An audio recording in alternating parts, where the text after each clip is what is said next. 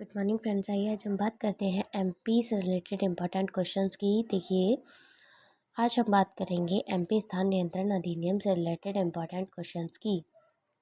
First, MP स्थान नियंत्रण अधिनियम 1961 की धारा 6 सब क्लॉज 4 में किए गए करार के अनुसार भूस्वामी स्थान को किराए पर दिए जाने वाले व्यक्ति से अग्रिम किराए के रूप में करार किए गए हैं। देखिए, एमपी में क्या नियम है कि कोई भी जो ऑनर है वो किसी को मतलब रेंट पे रखता है तो एक एग्रीमेंट लेटर साइन करवा लेता है, ठीक है।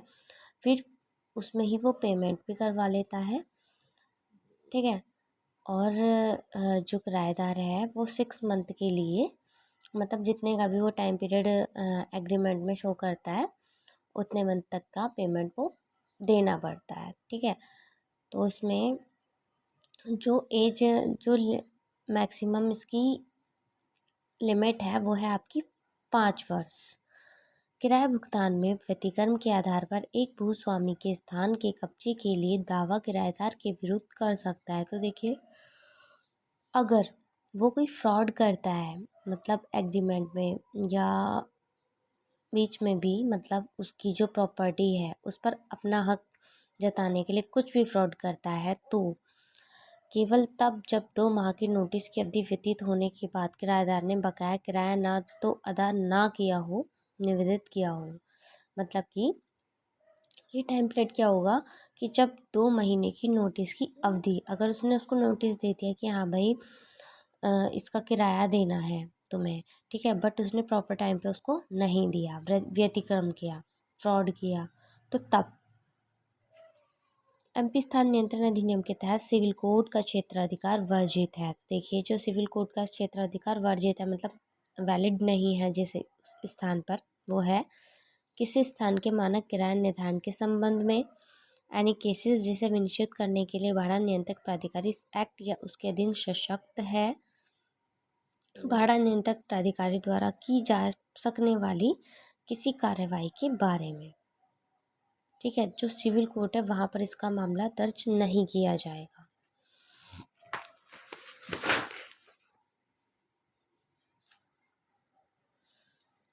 जहाँ भूस्वामी एनी प्लेस का कब्जा किराएदार से एमपी नियंत्रण अधिनियम के अधीन सेक्शन 12(1)(f) के अनुसरण में प्राप्त करता है, उसे पुनः किराए पर निम्न में से किस समय सीमा के भीतर नहीं दे सकता। तो 1 वर्ष। दावाकृत स्थान का भूस्वामीवादी एक कंपनी है। प्रतिवादी कंपनी का एक कर्मचारी था जिसे उस स्थान को आवासीय प्रयोग हेतु किराए पर दिया गया था, ठीक है। तो प्रतिवादी भूस्वामी कंपनी की सेवा में नहीं रहा। प्रतिवादी भूस्वामी कंपनी स्थान की आवश्यकता कंपनी के अन्य कर्मचारियों को उपयोग हेतु ऐसे मामलों में प्रतिवादी की देखरेख बेदखली के लिए किस प्रावधान के अंतर्गत लाया जा सकता है। तो एमपी स्थान नियंत्रण की सेक्शन 20। भाई देखिए, अगर कोई व्यक्ति किसी कंपनी में संस्था में जॉब कर रहा है, ठीक है, तो तब उसको उस टाइम पीरियड के लिए तो वो रेंट जो कमरा है, रूम है, दे दिया गया, बट वो जब वहाँ पर रहा ही नहीं है, जॉब ही नहीं कर रहा है, तो उसको वो नहीं दिया गया और तब भी वो उसमें निवास कर रहा है तो और नहीं निकल रहा है, ज़बरदस्ती रह रहा है, तो एमपी स्थान नियंत्रण अधिनियम की सेक्शन 20 के अकॉर्डिंग उसको पनिश करवाया जा सकता है। एमपी स्थान नियंत्रण की धारा 13(1) के लागू करने के लिए यह पूर्व शर्त है कि दावा ऐसे किसी एक आधार पर प्रस्तुत किया जाए, वो होगी अधिनियम की धारा 12।